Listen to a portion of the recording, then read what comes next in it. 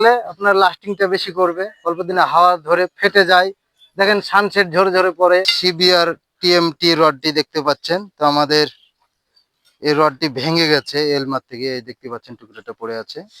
তো এই রডটি মানে অনেক টেম্পার, এত টেম্পার রড মানে ভালো না, আর ইঞ্জিনিয়ারও অ্যালাউ করে না, দেখতে পাচ্ছেন। তো আমাদের রমজান মাসের আজকে 10টি রোজা, তো এক মাসে কত টাকার আমরা কাজ করতে পারি সেটির আজকে হচ্ছে প্রথম সপ্তাহের শনিবার। তো আপনারাকে দেখাবো সেই হিসাবটিও। তো আমরা সারাদিনে কি কাজ করি সেই ভিডিও আপডেট পেতে ফলো করবেন। আমাদের ইউটিউবের নাম হচ্ছে মাসিম কন্ট্রাকশন ওয়ার্ক, আমাদের চ্যালেঞ্জটি আছে।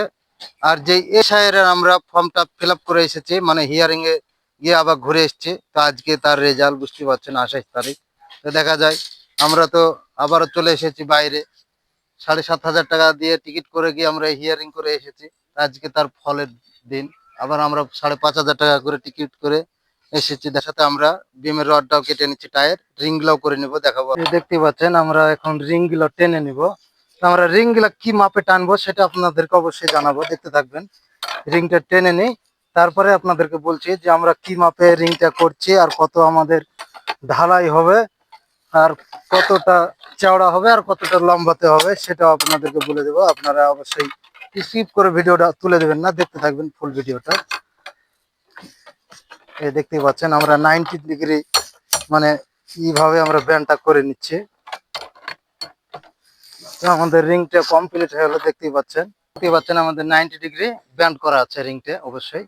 আর মাপটা আছে আমাদের 9 ইঞ্চি বাই 1 ফুট 3 ইঞ্চি, বুঝতে পারছেন। তো আমরা রিংটা করেছি 6.5 ইঞ্চি বাই 1 ফুট।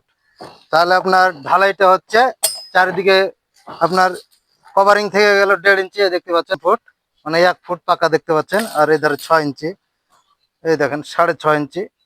তো এভাবেই কাজটা করবেন। যদি 9 ইঞ্চি আপনার কলম থাকে, 6.5 ইঞ্চি করবেন, তাহলে যত কভারিং থাকবে, মানে 1.5 ইঞ্চি কভারিং থাকছে, তাহলে আপনার ঢালাইটা ভালো থাকবে, রডটায় হাওয়া ধরবে না, অল্প দিনে কাজটা ভালো হবে।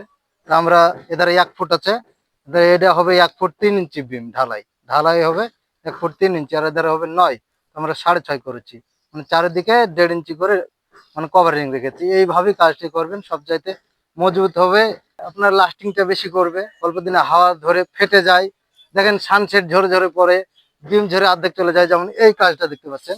এই দেখেন রড দেখা যাচ্ছে, রিং গুলো সম্পূর্ণ দেখা যাচ্ছে। প্লাস্টারের পরে 4 দিন পরে এগুলোকে ফাটিয়ে দেবে, 1 মাস যাবে না, ফাটিয়ে দেবে। তো এরকম আমরা কাজটা করে থাকি না, রীতিরকম কভারিং ভালো করে দিয়ে আমরা কাজটা করি। তো দেখতে থাকবেন অবশ্যই, ভালো লাগলে লাইক সাবস্ক্রাইব করে পাশে থাকবেন ছোট ভাইয়ের। খোদা হাফেজ।